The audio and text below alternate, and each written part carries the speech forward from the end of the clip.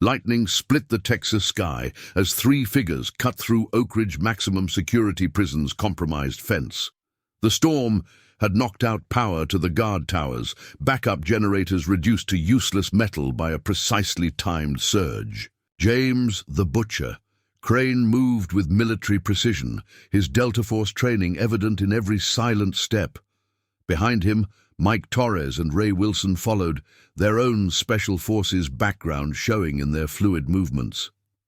The escape had been meticulously planned, down to the storm's predicted intensity. Now, freedom beckoned through the rain-swept darkness, along with the promise of revenge 5 years in the making. "There's a ranch 3 miles east," Krane whispered, rain washing blood from fresh cuts. "Isolated, 1 occupant, easy target for supplies and transport." None of them noticed the significance of the weathered Delta Force emblem half hidden on their chosen target's mailbox. "Before we jump back in, tell us where you're tuning in from, and if this story touches you, make sure you're subscribed, because tomorrow I've saved something extra special for you." Marcus Stone woke to thunder, his internal clock telling him it was 500 hours before he checked the time. The pain in his left leg announced itself with familiar intensity, a souvenir from his last mission that no amount of medication fully subdued. He reached for the wooden cane propped against his nightstand, its grip worn smooth from 5 years of dawn rituals, just like this one.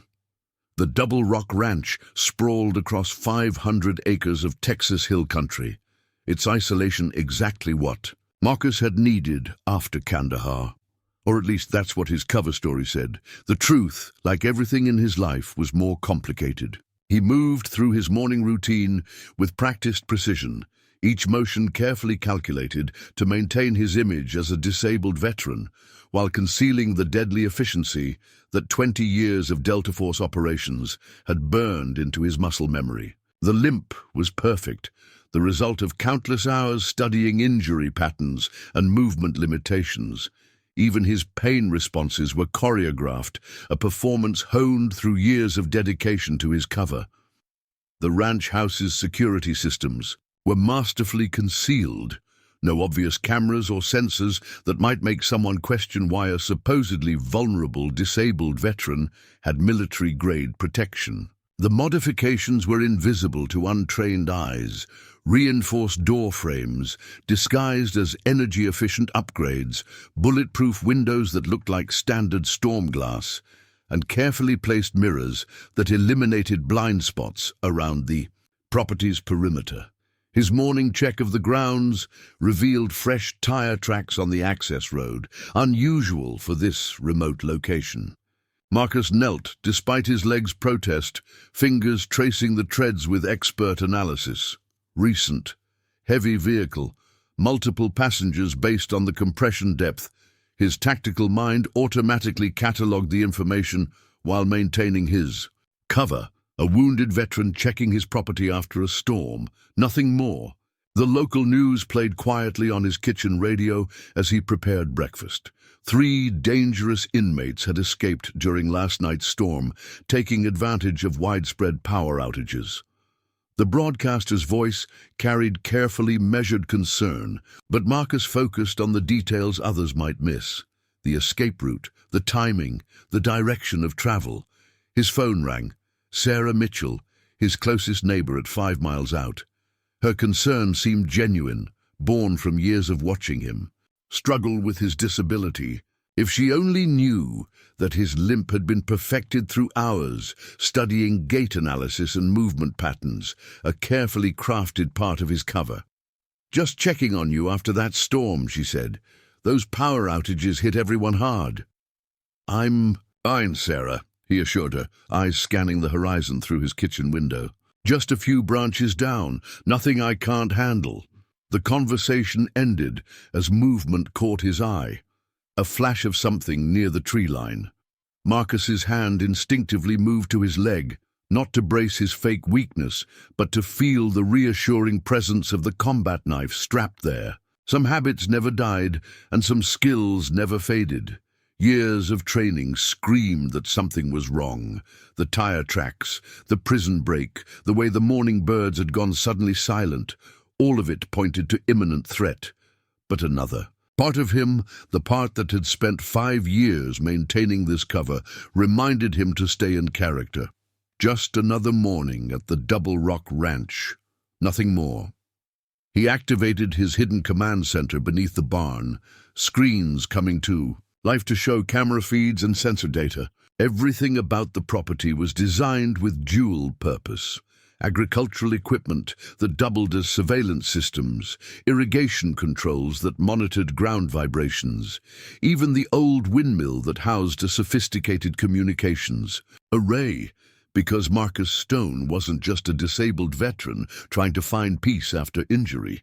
He was a Delta Force operator, maintaining one of the most sophisticated listening posts on the Texas border, his cover as a wounded warrior, providing perfect camouflage for his true mission. But this morning felt different.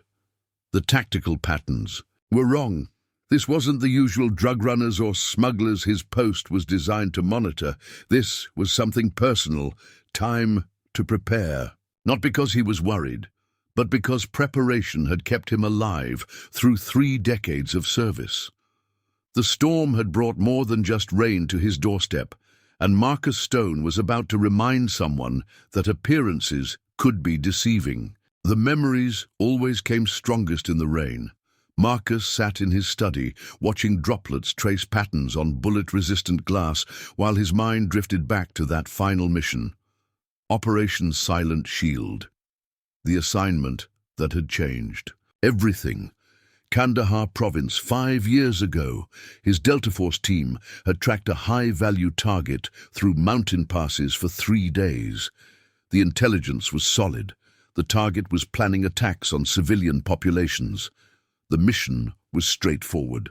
Until it wasn't. The firefight had been brutal, his team performing flawlessly despite unexpected resistance. Then he saw him, James Krane, one of their own, a former Delta operator turned mercenary, feeding intel to the enemy. The betrayal hit harder than any bullet. The explosion that shattered his leg came moments after he radioed in Crane's betrayal. The choice had been clear: complete the mission or pursue the traitor.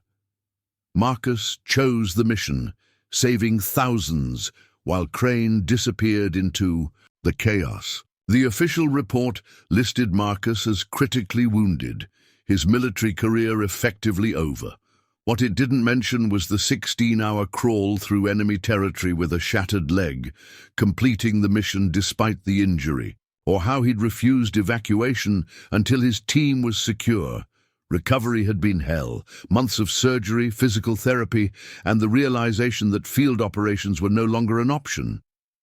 But Delta Force had taught him to adapt, to transform weakness into strength. His superiors offered him a choice: a desk job at the Pentagon or a new kind of mission. They needed someone off the grid, a hidden asset in an area increasingly used by criminal organizations. The ranch had been perfect, remote, enough to avoid attention, but positioned along routes favored by those operating outside the law. His cover as a disabled veteran was meant to make him seem vulnerable, an easy target that would attract exactly the kind of attention his handlers wanted him to monitor. The radio crackled with an update on the prison break. 3 escapees, armed and dangerous. Marcus's attention sharpened at the names: Mike Torres, former Special Forces turned armed robber; Ray Wilson, explosives expert with military background; and James Krane. Of course it would be Krane. The universe had a way of bringing old debts due. Marcus moved to his gun safe, hidden behind a false panel. Inside, his modified M4 carbine waited alongside other tools of his former trade. His fingers traced the familiar shapes as thunder rolled overhead. The ranch's security systems were state-of-the-art, disguised as standard agricultural equipment, motion sensors hidden in fence posts, cameras concealed in windmills. Everything fed into a command center beneath the barn. The rain intensified as Marcus began his preparations. If Krane was involved, this wouldn't be a simple case of escapees seeking temporary shelter. This would be something personal, the kind of reunion that ended with only one person walking away. His leg ached as he moved through the house, checking weapons caches hidden behind false walls and under floorboards. 5 years of maintaining his cover had taught him to use the pain, to let it fuel his focus rather than hinder it. Every grimace, every careful step had been part of an elaborate performance designed to make potential threats underestimate him. The storm had brought war to his doorstep, and Marcus Stone was ready to remind everyone why Delta Force operators were considered among the deadliest warriors on Earth. Each cache he checked contained not just weapons, but memories, equipment, carefully chosen and maintained over years of preparation for exactly this kind of scenario. In the command center, Marcus pulled up satellite imagery of the surrounding area. The storm's interference created gaps in coverage, but he didn't need technology to know they were coming. Years of operations had taught him to read the signs. The way local wildlife had gone quiet, the subtle changes in air pressure that suggested helicopter movement despite the weather. The rain hammered against the windows as Marcus completed his final checks. 5 years of playing the broken warrior had led to this moment. Every practice of his limp, every carefully measured grimace of pain, every calculated display of vulnerability, all of it had been preparation for the coming storm. Thunder crashed overhead as Marcus settled into his command center. The disabled rancher was gone, replaced by the warrior he'd always been. Let them come. The storm had brought ghosts from his past, and Marcus Stone was ready to lay them all to rest. The first sign came at dusk. Through his surveillance system, Marcus watched 3 figures probe his outer defenses. Their movement patterns confirmed his suspicions. These weren't ordinary escapees. They moved with military precision, maintaining tactical spacing and checking sight lines. "Property looks clear," Torres's voice came through Marcus's directional microphones. 6 cameras visible, basic consumer models. 1 heat signature in the main house, upper floor. "Probably sleeping through the storm," Wilson added. "Easy, in and out. Don't get cocky." Crane's voice triggered an involuntary tightening of Marcus's jaw. "Something about this setup feels wrong." Marcus smiled. They'd spotted exactly the cameras he wanted them to find, missing the military-grade system completely. Classic misdirection. The heating pad in his bed was doing its job, providing the heat signature they expected. 3 vehicles in the barn. Torres continued his report. Pickup truck, old Jeep, and a tractor. Fuel tanks behind the structure. Enough to get us to the border. "What about the owner?" Wilson asked. "Intel says he's disabled, but—" "Local VA records confirm it," Krane cut in. "Marcus Stone, former military, medical discharge. Severe. Leg injury limits mobility. Lives alone. Minimal contact with neighbors." Marcus's fingers tightened on his tactical console. Of course, Krane had done his homework. But had he done enough to see through 5 years of carefully crafted deception? "I don't like it," Wilson persisted. "Place feels too exposed. Why not hit somewhere closer to town?" "Because closer to town means faster response times," Krane explained with forced patience. "Out here, we've got at least 30 minutes before any law enforcement could arrive. Plenty of time." Through his thermal imaging, Marcus watched them retreat to the tree line to plan their approach. Their tactics were solid, establishing observation posts, mapping patrol routes, identifying potential escape vectors. Everything by the book. His book. In the command center, Marcus began activating his defensive systems in carefully planned sequences.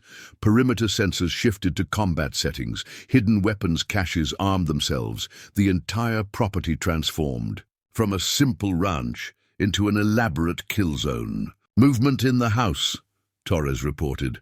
"Targets using a cane, moving slow, definitely impaired." Marcus made sure his limp was pronounced as he passed the windows, maintaining his cover until the last possible moment. Every pained step, every grimace was part of the performance. "Lights out in main house," Wilson noted. "Targets down for the night." "We move in 30, Krane decided. "Standard breach and clear." "Torres, you take point. Wilson, cover the back. Remember, we need him alive initially. Man like that probably has gun safes, security codes we'll need." If they only knew how many guns were already tracking their positions, how many layers of security they'd walked past without noticing. Marcus had spent 5 years preparing for something like this, though he'd never expected Krane himself to trigger the scenario. The storm intensified as Marcus made his final preparations. Lightning revealed glimpses of his would-be attackers, moving into position, their confidence growing with each moment his performance convinced them of their advantage. "One last thing," Crane's voice carried something close to concern. "If anything feels wrong, anything at all, abort immediately. Something about this isn't sitting right. Smart, but too late." They'd already committed to the attack, already stepped into his carefully prepared battlefield. Years of playing the vulnerable veteran were about to pay off in ways they couldn't imagine. Thunder crashed overhead as Marcus disabled the ranches. Power grid, plunging the property into darkness. In the command center, he switched to night vision, watching his targets adjust to the blackout. Their movements remained professional, coordinated, exactly what he'd expect from former Special Forces operators. Time to remind them why Delta Force commanded respect, even among other elite units. The disabled rancher was gone, replaced by something far more dangerous. A predator who'd spent 5 years perfecting his hunting ground. 30 seconds, Crane's voice came through the surveillance system. "Remember, quick and clean, no unnecessary damage." Marcus allowed himself a small smile as he activated his first series of defensive protocols. They wanted quick and clean. He'd give them something else entirely. The storm raged as 3 highly trained operators prepared to breach what they thought was a vulnerable target's home. Instead, they were about to spring a trap 5 years in the making. The hunt was about to begin. Marcus moved through his property like a ghost, each step calculated despite the storm. His supposedly crippled leg moved with fluid precision as he activated the last of his defensive preparations. The rain worked to his advantage, masking sounds and limiting visibility. Conditions he'd trained extensively to exploit. Every piece of farming equipment had been strategically positioned to create natural choke points. Tools became improvised weapons, staged for easy access. Each approach route held its own carefully planned surprise. In his command center, Marcus reviewed his final checklist. Perimeter sensors activated and recalibrated for combat night vision. Equipment positioned at key intersections, communications jammed within a 2-mile radius, medical supplies staged at 3 fallback positions. Emergency protocols initiated, all escape routes prepared but rigged for pursuit. Breach team in position. Torres's voice crackled through the surveillance. "Primary target still showing in upper bedroom." "Something's wrong." Crane's voice carried an edge of professional paranoia. "Response times too slow. Movement patterns too precise." Marcus smiled. Crane's instincts were still sharp, but 5 years of watching the disabled veteran had dulled his suspicion. The perfect cover was one that could withstand long-term surveillance. Through his monitors, Marcus watched them make their final approach. Their tactics were textbook Special Forces, maintaining spacing, checking angles, moving with practiced efficiency. But they'd made one critical mistake. They thought they were hunting prey. "Wilson, those charges ready." Crane's voice was barely a whisper. 3 entry points rigged. Non-lethal package only. "Negative," Krane countermanded. "Switch to combat loads. Something about this feels wrong." Marcus activated his property's defensive grid in sections, creating a funnel effect that would guide them exactly where he wanted them. The old horse corral became a natural channeling point, its gates rigged with sensors to track movement. Irrigation ditches provided covered routes for his own tactical repositioning. In the barn, Marcus did a final equipment check. The familiar weight of his tactical vest centered him, body armor concealed beneath casual rancher's clothing. Each weapon was chosen for specific roles: the suppressed MP5 for close encounters, his modified M4 for distance work, and an array of blades for silent efficiency. "Target's heat signature hasn't moved," Torres reported. "Still in bedroom." "Check infrared," Krane ordered. "Something's not adding up." But Marcus had planned for this too. Carefully placed heat sources throughout the property created false readings, making thermal imaging worse than useless. Each deception built upon the last, creating layers of tactical confusion. The storm reached its peak as Marcus implemented the final phase of his preparation. 5 years of planning, of maintaining his cover, had led to this moment. Every trap, every sensor, every hidden weapon would serve its purpose. Lightning revealed glimpses of his attackers making their final approach. Their confidence was evident in their movements, each step betraying their assumption of an easy target. They had no idea they were walking into a trap laid by one of Delta Force's most lethal operators. Through his thermal scope, Marcus watched them split into assault positions. Their tactics were solid, establishing fields of fire, maintaining communication, checking approaches, everything by the book, his book. The rain hammered against the windows as Marcus moved to his initial position. 5 years of playing the broken warrior had led to this moment. Every practiced limp, every calculated display of weakness had been preparation for what was coming. Thunder crashed overhead as Marcus settled into place. The disabled rancher was gone, replaced by the warrior he'd always been. Let them come. They were about to learn why Delta Force operators were feared even by other special forces. Wilson's voice crackled through the surveillance. 30 seconds to breach. Marcus allowed himself a small predatory smile. 30 seconds until 5 years of deception ended in blood. Through his surveillance system, Marcus studied each member of Krane's team, reading their movements like a familiar book. Torres led the advance, his special forces background evident in every careful step. Wilson followed, hands constantly near his combat webbing where the explosives waited, and Krane moved with the lethal grace that had once made him Delta Force's finest operator. Their approach pattern suggested extensive pre-mission surveillance, but Marcus had expected nothing less. What they couldn't know was how he'd shaped the battlefield during their observation period. Every vulnerable point they'd identified had been carefully crafted to draw them in.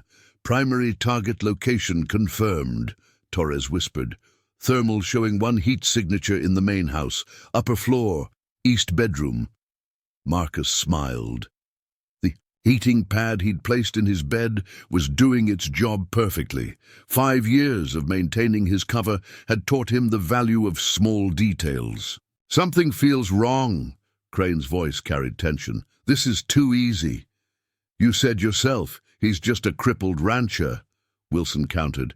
"We get in, get what we need, get out." "That's not what I meant." Crane's response was sharp.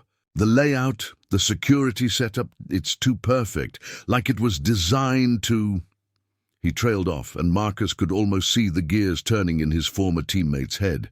Had Crane's instincts finally caught up to reality? Too late if they had. In his command center, Marcus watched multiple thermal signatures converge on his position. Their movement was precise, coordinated. Everything he'd expect from operators of their caliber. But they were working from an outdated playbook. "His playbook. Final equipment check," Krane ordered. "Wilson, those charges ready?" 5 entry charges, 3 diversionary. We're good. Torres, you got the trank gun? Don't want unnecessary noise." Marcus's jaw tightened. They planned to take him alive. That complicated things. restraint, wasn't a luxury he could afford tonight. Through his monitors, Marcus observed the psychological dynamics of the team. Torres's growing confidence would make him careless. Wilson's hesitation suggested he could be broken with the right pressure. But Krane was the wild card.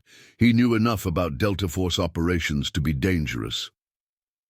"Remember," Crane's voice was barely audible over the storm, "target's a disabled vet, probably armed but limited mobility. Should be simple. Containment. Simple containment."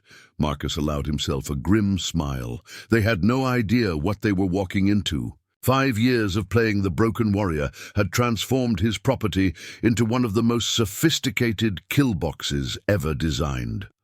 Lightning illuminated the attackers' positions as they made their final approach. Each man moved with practiced efficiency, their confidence growing with every step that confirmed their intel about a vulnerable target. "Breach positions in 30 seconds, Torres reported. No movement from the target. Marcus activated his first series of countermeasures. Throughout the property, carefully hidden speakers began emitting subsonic frequencies, not enough to alert his attackers, but sufficient to interfere with their inner ear balance. A subtle disadvantage, but in combat, subtle was often enough. The rain intensified as both sides completed their preparations. Thunder rolled across the Texas hills like distant artillery fire, bringing with it memories of other battles, other storms. But this fight was different.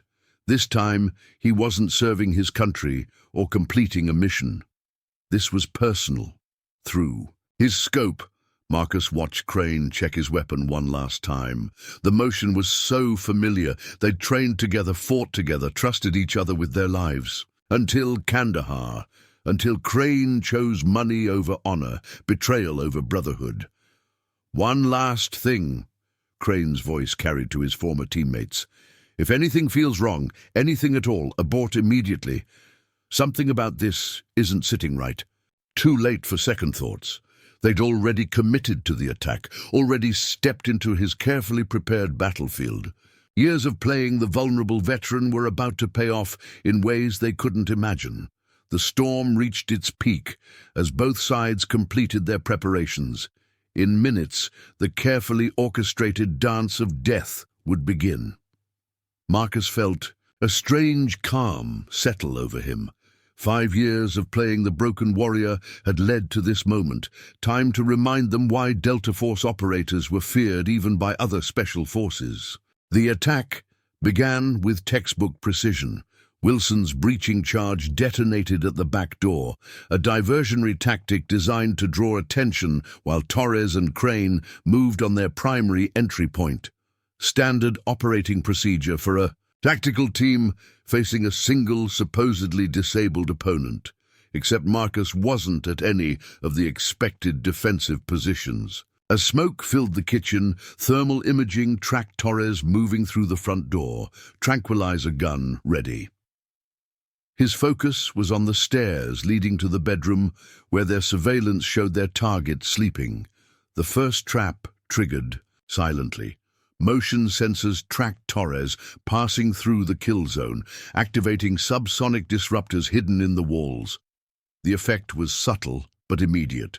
Microscopic changes in balance, barely noticeable but devastating to practice tactical movement. "Something's wrong," Torres whispered, his confident stride faltering slightly.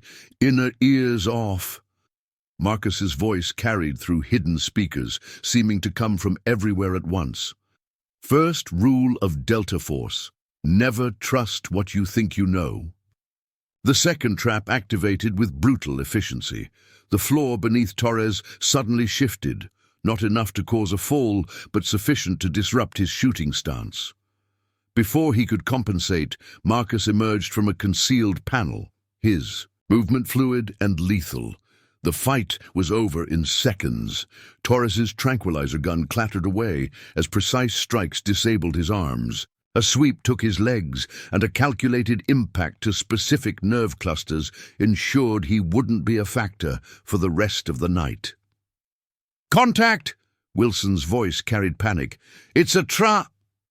His warning cut off as Marcus's next trap sprung. The barn's supposedly solid wall rotated, revealing a prepared position. The knife strike was surgical, non-lethal, but precisely targeted to disable Wilson's shoulder, ensuring he couldn't use his remaining explosives. "Amateur," Marcus whispered, his voice carrying across their tactical frequency. "Check your corners." Crane's response was immediate and violent. Automatic fire tore through the barn's wall, but Marcus was already moving. His supposedly crippled leg worked perfectly as he flowed through practiced motions, letting momentum carry him into cover. "That leg seems better, Stone." Crane's voice carried a mix of anger and respect. "Kandahar didn't hit you as hard as they said. Unlike your betrayal." Marcus triggered his third trap, filling the space between them with specialized smoke. "How much did they pay you, Krane? How many civilians died for your payday?" The battlefield shifted as both men adjusted to the reality of their opponent. This wasn't a simple home invasion anymore. This was a clash between two of the most lethal operators Delta Force had ever produced. Lightning illuminated the transformed battlefield. Torres lay unconscious, positioned exactly where Marcus had planned. Wilson clutched his disabled shoulder, his explosives expertise rendered useless. And somewhere in the smoke, two former teammates prepared to end a betrayal 5 years in the making. "You've lost your edge," Krane taunted, moving positions. 5 years playing cripple while I stayed sharp." Marcus's laugh carried genuine amusement. "You still don't get it. Everything you see, everything you think you know, it's all part of the trap. 5 years wasn't retirement, Krane. It was preparation." The storm's intensity matched the growing tension as both men maneuvered through the killing ground. Each had trained the other, knew the other's tactics, could predict the other's moves. But only one had spent years preparing for exactly this fight. And only one had nothing left to lose. The ranch had become a war zone. Marcus moved like a shadow through his carefully prepared battle space, using pre-planned routes to maintain positional advantage. The storm masked his movement, while his intimate knowledge of the terrain let him predict Crane's likely responses. "Trying to make this personal, Stone?" Crane's voice echoed through the darkness. "Kandahar was just business.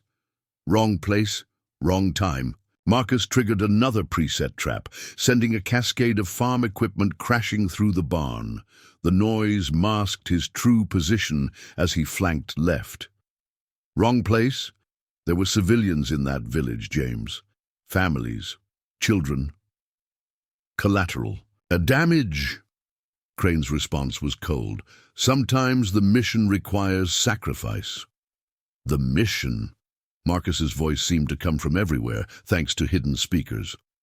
Or your bank account. Gunfire erupted as Krane detected movement, but he was shooting at another decoy. Marcus had learned from their shared past, knowing how his former teammate thought, moved, reacted. Every shot revealed more about Crane's deteriorating tactical discipline. "Your problem was always idealism," Krane called out, changing positions. "Thinking we were making a difference. We were just tools, Marcus. Expensive tools." Through his thermal imaging, Marcus tracked Crane's movement pattern. The betrayer was good, maintaining unpredictable routes, checking sightlines, staying away from obvious ambush points. But he was fighting the last war, using tactics they'd developed together years ago. Speaking of tools, Marcus triggered. His next surprise? Throughout the property, carefully hidden lights activated in sequence, creating disorienting patterns. Remember who designed our night combat protocols? Crane's curse was satisfying. The light show would play havoc with his night vision equipment, forcing him to rely on compromised natural sight. Another advantage of fighting on prepared ground. "They said you were broken," Krane shouted, frustration evident. "Intelligence showed a crippled rancher. That's what they were supposed to show." Marcus's voice carried deadly calm. Every piece of intel you gathered was shaped, every conclusion guided. Did you really think Delta would waste an operator like me on a retirement farm? The revelation hit Krane hard. Marcus could see it in how his movement pattern changed. Everything he thought he knew about the target, about his advantage, was wrong. This isn't just a ranch, Marcus continued, moving to his next prepared position. It's a listening post, a honey trap for exactly this kind of operation. And I'm not a broken warrior trying to survive. A burst of automatic fire tore through where Marcus had been seconds before. Krane was getting sloppy, letting anger override training. Perfect. 5 years! Crane's voice carried genuine rage now. 5 years we watched you limp around this property, playing the wounded veteran. Was any of it real? The pain? Marcus responded, activating another set of disorienting lights. That was real, the limp. That was practice, hours studying movement patterns, perfecting the image of vulnerability. You taught me that, remember? The best cover is the one you live. Through his command center feeds, Marcus watched Torres starting to regain consciousness. The former Special Forces operator was secured with his own zip ties, no longer a factor in the fight. Wilson remained where he'd fallen, his shoulder injury ensuring he wouldn't be using those explosives. You've got nowhere to go, Krane, Marcus called out. Your backup team is down, your exit strategy is compromised, and you're bleeding more than you think from that graze on your side. The sharp intake of breath confirmed it. Krane hadn't even noticed the wound, courtesy of a precise ricochet Marcus had set up minutes ago. The psychological impact of realizing you're injured without knowing when it happened could be devastating. To tactical focus. Always were the better shooter, Krane admitted, his voice tight with pain. But I know something you don't. Something that changes everything. Hours into the confrontation, the battle had evolved into a deadly game of resources and endurance. Marcus felt his leg beginning to genuinely ache. The lack of his regular medication finally taking its toll. But pain was an old friend, one he'd learned to use rather than fight. Through his surveillance system, he watched Krane's deteriorating condition. The betrayer's breathing had become labored, audible even through the storm when he moved positions. Blood loss from the ricochet. Wound was slowing him down, though he fought to hide it. "Running low on ammo, aren't you?" Marcus called out, noting the decreasing frequency of Krane's shots. Always did burn through it too fast in training. A burst of gunfire answered him, but the pattern was desperate, not tactical. Marcus had been counting. Krane had maybe 2 magazines left, just as planned. In the barn, Wilson had managed to stem his shoulder wound, but remained effectively neutralized. Torres was fully conscious now, secured and silent, watching the battle unfold with professional appreciation. "Got into my medical supplies yet?" Marcus asked, knowing Krane had tried to reach the house.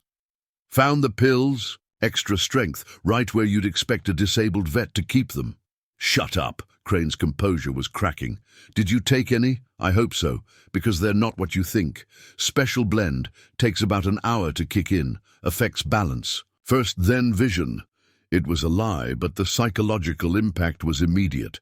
Crane's next movement was clumsy, his mind now questioning every sensation. "You haven't changed," Krane spat. "Still playing mind games. Learned from the best, didn't I? All those lessons about psychological warfare, about using an enemy's assumptions against them. You were a good teacher, James, right up until you betrayed everything we stood for." Lightning revealed Crane's position for a split second. He was favoring his left side now, the blood loss becoming more significant. Marcus had deliberately placed the ricochet to create a slow bleed. Nothing immediately fatal, but increasingly debilitating. "You want to know something funny?" Crane's voice carried an odd note. "This wasn't even about you. Not really. You were just bait. Marcus froze. Something in Crane's tone had changed. What's that supposed to mean? Check your long-range sensors, Marcus. Things are about to get interesting. Marcus switched to his perimeter feeds. What he saw made his blood run cold. Multiple vehicles approaching from different directions. Professional formation. Military precision. Finally figured it out? Crane's laugh carried genuine amusement. You're not the hunter here, Marcus. You never were. This whole thing, the prison break, the attack on your ranch, it was all to get you to reveal your true capabilities. The implications hit hard. If Krane was telling the truth, this wasn't just about their personal vendetta. This was something bigger. Who are they, James? The people who really run things, the ones who gave us our orders all those years. They've been watching you, Marcus. 5 years of surveillance, waiting to see if you were really broken or just playing a role. Through his command center feeds, Marcus watched the approaching vehicles. The way they moved, the precision of their formation. These weren't cartel members or common criminals. You've done exactly what they wanted, Krane continued. Shown them that you're still operational. Still a threat. And now they're coming. To clean up loose ends. Both of us. The storm's intensity matched the growing tension as Marcus processed this new information. The game had changed completely. Now it wasn't about capturing Krane or settling old scores. It was about survival. How long? Marcus demanded. 10 minutes, maybe less. Enough time for one last choice. Crane's voice carried an odd mix of respect and resignation. We can kill each other now, or we remember what we were. Who trained for? One last mission against the real enemy. Thunder crashed overhead as Marcus considered his options. The approaching force would be professional, well-equipped, and utterly ruthless. Fighting them alone would be suicide. What's it going to be, Marcus? Die as enemies or live as brothers? The storm raged as Marcus made his decision. Sometimes the only way to survive was to trust the devil you know. The game changed with a single photograph. Marcus found it dropped near Torres' position, a surveillance photo of himself at the VA hospital. But it wasn't recent. The timestamp showed 3 months before Kandahar. Finally figured it out? Crane's voice carried new confidence. This whole thing goes deeper than you know. The revelation hit like a physical blow. Krane hadn't stumbled onto his ranch by chance. This wasn't just about escaped prisoners seeking shelter. The prison break was staged, Marcus said, pieces falling into place. You got yourself caught deliberately, positioned yourself in a facility you could escape from. Give the man a prize. Crane's laugh echoed through the storm. 3 years in that hellhole, waiting for the perfect moment, worth every second to get to you. Through his command center feeds, Marcus watched the approaching vehicles. 8 SUVs, moving with military precision. Professional wetwork team, coming to clean house. Kandahar wasn't about money, Marcus realized, reassessing everything. You needed a way to discredit me. Make sure I couldn't stay in the field. You were getting too close. Crane's voice hardened. That mission wasn't about stopping terrorist attacks. It was about exposing a much bigger operation, one that reaches into places you can't imagine. Marcus checked his tactical displays. 7 minutes until the cleanup team arrived. 6 minutes until his own contingency protocols activated. How high does it go? Marcus demanded, though he already suspected the answer. High enough that they needed you broken and isolated. High enough that they'll clean this whole mess up by morning. Krane paused. Check your phone, Marcus. Notice how there's no signal? That's not the storm. The implications were staggering. Crane's betrayal wasn't a simple case of greed. It was part of something larger, something that had tentacles in military and intelligence operations. They're coming to clean up loose ends, Krane continued. Both of us. They can't risk what we know getting out. Marcus moved to his command center's main console. If what you're saying is true, why tell me now? Why not let them take me by? Surprise, because you're the best chance I've got at surviving this. And I'm the best chance you've got at understanding what you're really up against. The thermal feeds showed the cleanup team spreading out, establishing a perimeter around the ranch. Professional, methodical, lethal. Why didn't you just tell me, back in Kandahar? Would you have believed me that our own command structure was compromised? That we were being used to protect criminal enterprises instead of shutting them down? Lightning illuminated the transformed battlefield. In the distance, the approaching headlights looked like predatory eyes cutting through the storm. 5 minutes, Marcus announced. Make your choice, James. Are we doing this together or not? Thunder crashed as Krane emerged from cover, hands raised. Together, like old times. Like old times, Marcus agreed, but his finger stayed near his trigger. But if you're playing me, then we're both dead anyway. Krane met his former teammate's eyes. What's the plan? Marcus smiled grimly. Remember what you always used to say in training? Sometimes the best trap is the one your enemy thinks they've already sprung. They finished together. The storm raged as former brothers-in-arms prepared for one last mission. Sometimes survival meant trusting the devil. You know to help fight the devils you don't. Kandahar flooded back in vivid detail, not just the firefight, but the intelligence that led them there. Marcus had noticed discrepancies in the mission briefing, patterns that suggested their target wasn't just another terrorist cell. The weapons cache, Marcus said, understanding dawning. It wasn't their supply line we were hitting. It was ours. Crane's voice carried bitter amusement. Black Ops funding through controlled arms distribution. You were about to expose a decade-long operation. Couldn't have that. The pieces aligned with sickening clarity. The unexpected resistance, the perfectly placed IED, the way his evacuation had been delayed just long enough to ensure permanent damage to his leg. 4 minutes, Marcus noted, checking his tactical display. Start talking. Who's running this? They call themselves the Foundation. Originally CIA Black Ops, but they went private. They use military operations as cover for their real business. Weapons, drugs, human trafficking. Anything that turns a profit. Marcus watched the approaching vehicles through his surveillance system. And our missions? Half were legitimate. The other half... Krane shook his head. We weren't fighting terrorists. We were eliminating their competition. Why not kill me in Kandahar? Dead operators raise questions. Wounded ones fade away. Your injury was supposed to break you, make you retire quietly. Krane checked his weapon. Instead, you became something else, a wild card they couldn't control. Through his command center feeds, Marcus watched the cleanup team deploy. 12 operators, moving with the precision that screamed ex-special forces. They were setting up a textbook containment pattern.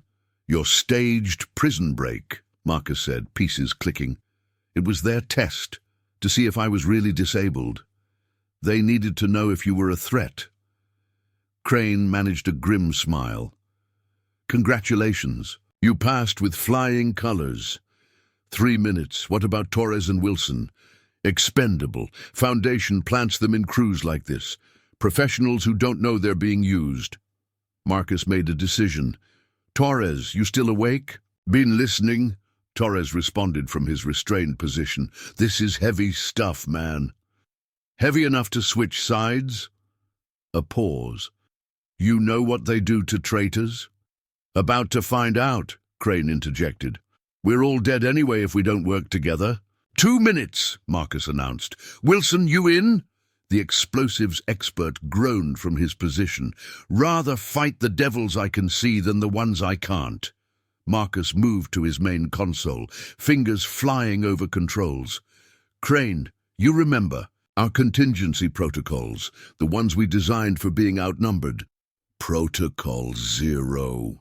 Krane nodded. Total environmental control, but they'll be expecting standard tactics. Good thing this isn't standard. Marcus activated a series of commands. I've spent 5 years building something special. Time to show them what a broken Delta operator can do.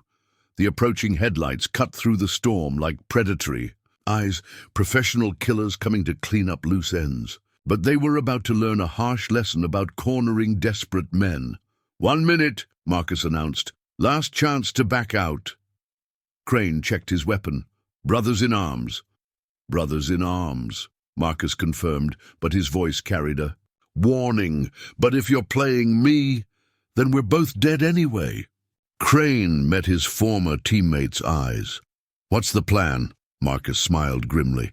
Remember what you taught me about asymmetrical warfare? The storm intensified as former enemies became reluctant allies. Sometimes survival meant trusting the devil. You know to help fight the devils, you don't. Thunder crashed overhead as 4 Delta Force operators prepared to face impossible odds. They were about to remind everyone why America's elite warriors were feared even by other special forces. Pain seared through Marcus's leg as adrenaline began to fade. The cleanup team was spreading out around his property, their thermal signatures showing precise tactical positioning. These weren't ordinary operators. They moved with the disciplined grace of elite killers. Southeast corner's weak, Krane observed through the tactical display. They're expecting us to break that way, towards the irrigation ditches. Because that's what the terrain suggests, Marcus confirmed. Standard escape and evasion route, which means it's compromised, Torres added from his position. Now freed, but still watching his former captors warily, they'll have their best shooters covering that approach. Marcus moved to his command, center's main console. Wilson, your shoulder allow you to still work demolitions? The explosives expert tested his arm, wincing. One-handed, maybe. What do you need? Remember those charges you brought to breach the house? I've got something. Better, much better. Through the surveillance feeds, they watched the cleanup team begin their advance. 12 operators, moving in 4 3-man teams, using standard infiltration patterns. Their confidence was evident in their movement. They thought they were hunting wounded prey. Your property's rigged, Krane said, understanding dawning. The whole thing's a kill box. 5 years of preparation. Marcus activated a series of commands. Every fence post, every piece of farm equipment, every seemingly innocent structure, all of it designed for this moment. That's why you maintained the Disabled Act, Torres realized. Let them think this was just a retirement ranch. Partly. Marcus checked his tactical displays. It's also a listening post, monitoring cartel movements along the border. But tonight, it becomes something else. Wilson examined the demolitions diagram Marcus pulled up. This is professional work, military grade. Delta Force grade, Krane corrected. He's turned the whole property into one giant booby trap. Lightning revealed the approaching operators through the windows. Their movement was perfect, their tactics flawless. They were about to learn that sometimes perfect wasn't good enough.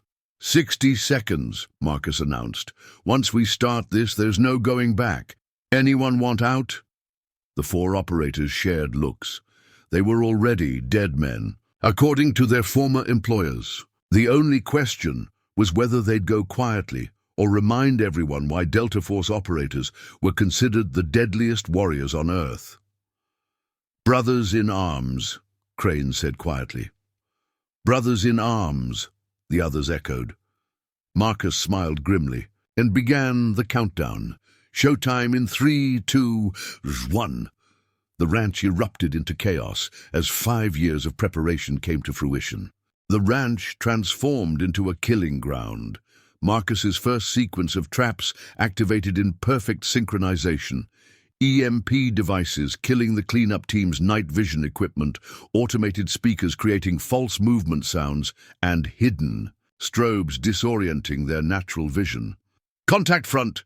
One of the cleanup operators called out, his professional calm already showing cracks. They're everywhere! Another voice, less controlled. Marcus watched through his hardened surveillance. system as the cleanup team's perfect formation began to break down. Their training was excellent, but they were fighting blind while taking fire from seemingly impossible angles. "Wilson, time to show them your specialty." Marcus nodded to the explosives expert. Wilson's fingers danced across the demolitions. Console, triggering precisely placed charges, not to kill, yet but to shape the battlefield. Controlled detonations turned flat ground into sudden obstacles, blocking practiced routes and channeling movement exactly where Marcus wanted it. "They're splitting up," Torres observed, three-man teams losing cohesion. "As expected," Krane confirmed. "Standard protocol when facing superior numbers. They still think they're fighting a whole unit." Through the tactical feeds, they watched the cleanup team make their first major mistake. Two operators moved to secure what looked like a defensible position behind farm equipment. They never saw the pressure plates until they were activated. "Two down," Marcus noted clinically. "Non-lethal, but they won't be fighting anymore." The remaining operators switched tactics, becoming more aggressive. Concentrated fire tore through the barn's walls, but hit nothing vital. Every important system had been hardened or relocated years ago. "They're good," Torres admitted, watching their movement patterns. "Ex-special forces for sure, maybe even Delta." "Which means they're predictable," Marcus replied. "They're fighting the way we used to fight, the way we trained." Krane understood immediately. "While you've spent 5 years developing countermeasures to our own tactics." Lightning revealed glimpses of the cleanup team regrouping. Their formation was still professional, but the confidence was gone. Now they moved with the careful precision of hunters who realized they might be prey. "Phase 2, Marcus announced. "Time to show them what a disabled Delta operator can really do." The storm raged as the real battle was about to begin. Sometimes, the deadliest predator was the one that let its prey think it was wounded. In the command center, Marcus watched the cleanup team's thermal signatures regroup. 8 operators, still combat effective, moving with renewed caution after losing their first 2 men. They'd adapted quickly, switching to communication methods that couldn't be intercepted. "They're going to rush us," Krane predicted, studying their movement pattern. "Hit multiple points simultaneously, overwhelm our defensive positions." "Let them come." Marcus activated his next sequence of preparations. Throughout the property, hidden panels slid open, revealing weapon caches and pre-positioned equipment. "Torres, take position 3. Wilson, you've got overwatch from the loft. Krane, with me." Each man moved with practiced efficiency, years of training converting plans into fluid action. They had minutes, maybe less, before the cleanup team launched their assault. "Remember," Marcus's voice carried through their tactical comms, "they're expecting 4 desperate men making a last stand. Let's show them why Delta Force operators are never desperate, just deadly." Through his surveillance feeds, Marcus watched the cleanup team's final preparations. Their formation was flawless, their approach angles perfect. In any normal situation, their attack would be unstoppable. But this wasn't a normal situation. This was a killing ground 5 years in the making. "Incoming," Torres warned. "Multiple vectors." The cleanup team's attack began with surgical precision. Synchronized breaching charges detonated at 3 entry points, while suppressing fire covered their advance. The timing was perfect, their execution flawless, and completely predictable. "Execute Protocol 0, Marcus commanded. The ranch's true defenses activated. Every piece of equipment, every structural element, every seemingly innocent feature revealed its lethal purpose. The entire property transformed into one massive tactical response system. The storm reached its peak as both sides prepared for the final confrontation. Lightning revealed glimpses of professional killers, suddenly realizing they'd walked into something far more dangerous than a simple cleanup operation.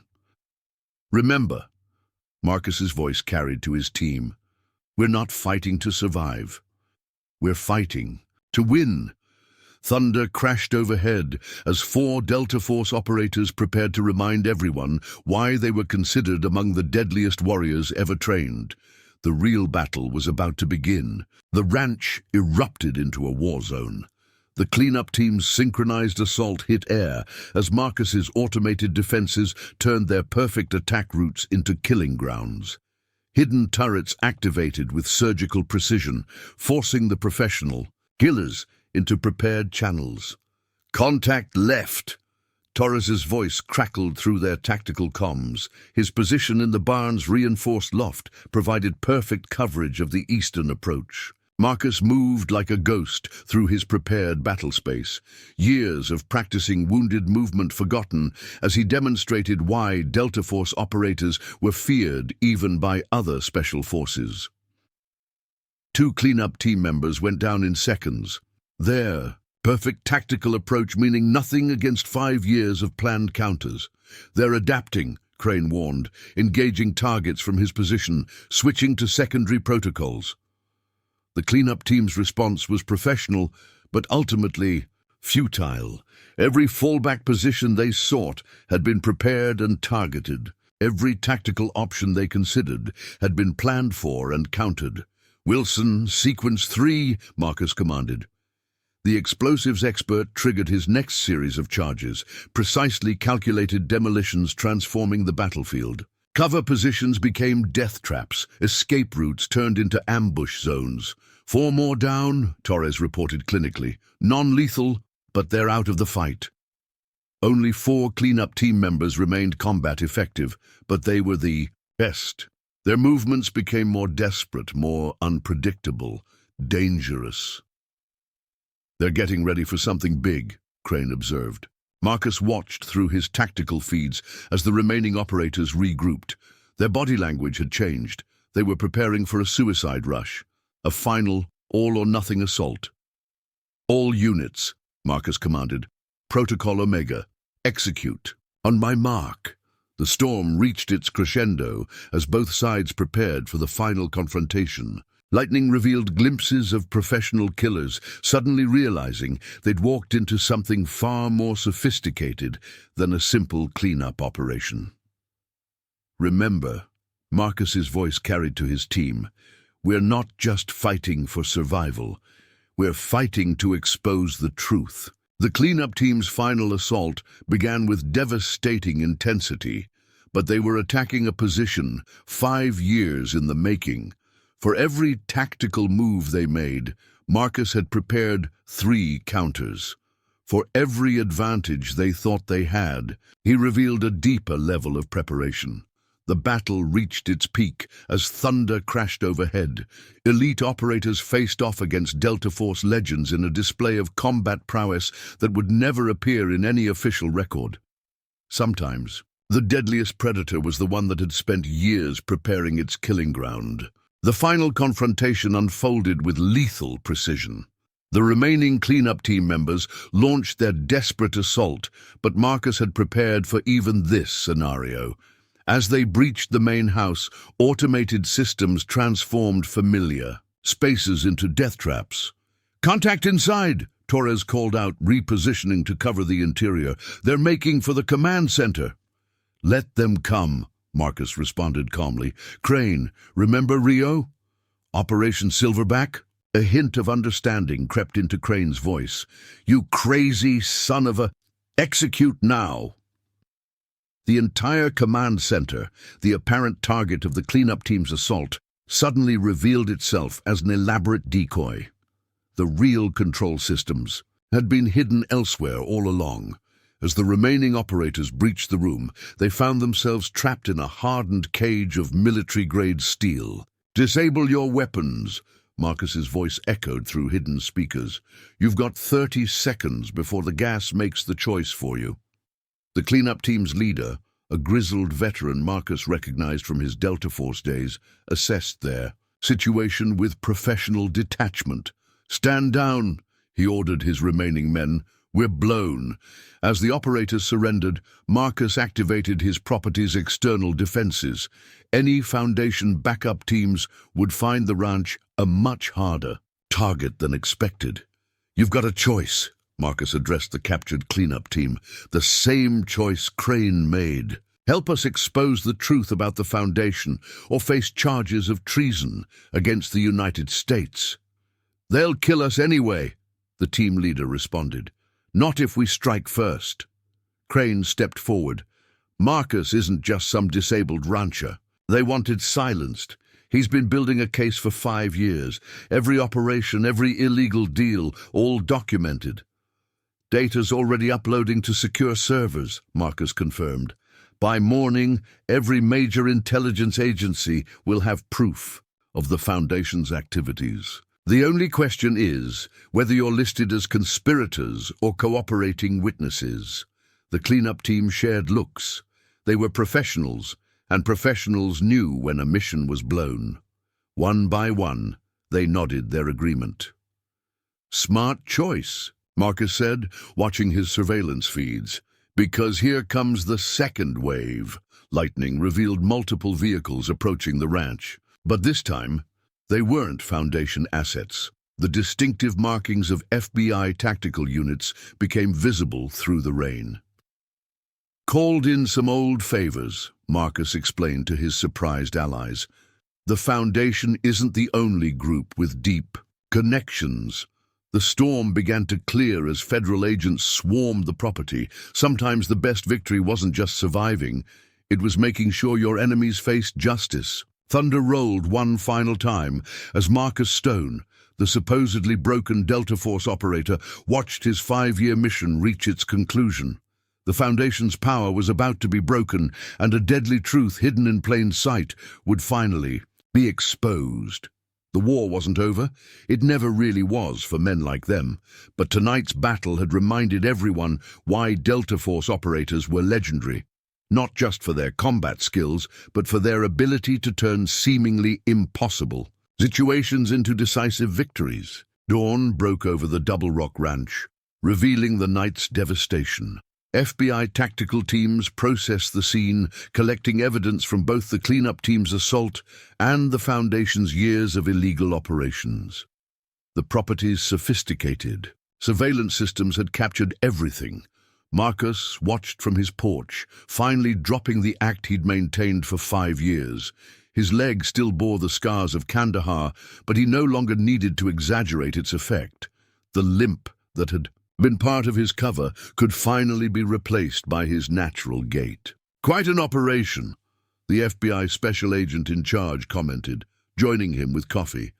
5 years of deep cover, playing the disabled veteran. Must have been lonely. Necessary, Marcus replied, sipping the coffee. Had to maintain the image. They expected. The broken warrior, no longer a threat. Krane and the others were cooperating fully, their testimony adding weight to Marcus's evidence. The Foundation's carefully constructed shadow empire was crumbling, its illegal operations exposed to the light. Your handlers are being rounded up, the agent reported. This goes deeper than anyone suspected. Congress is already asking questions. Marcus nodded, watching the activity below. The storm had washed away more than just his cover. It had cleansed a corruption that had nearly destroyed him. What? Now? The agent asked. Your cover's blown. No more playing the disabled rancher. Thunder rumbled in the distance, the last echoes of a storm that had changed everything. Marcus smiled, stretching his leg. Maybe it's time to stop playing anything. Be who I am. The sun rose higher, bringing with it the promise of a new chapter. The war wasn't over. It never really was for men like him. But at least now he could fight it on his own terms. 1 month later, Marcus stood in his rebuilt command center. The Double Rock Ranch had been officially designated as a forward operating base for joint agency operations along the border. His cover as a disabled veteran was replaced by his true role, a Delta Force operator continuing to serve his country. His leg had healed better than expected once he stopped forcing himself to maintain the exaggerated limp. Physical therapy, real this time, not the performed struggle, had restored much of his former mobility. The local community had adapted to the revelation about their disabled neighbor with surprising grace. As Sarah Mitchell pointed out, they'd always known there was something special about him. They just hadn't known what.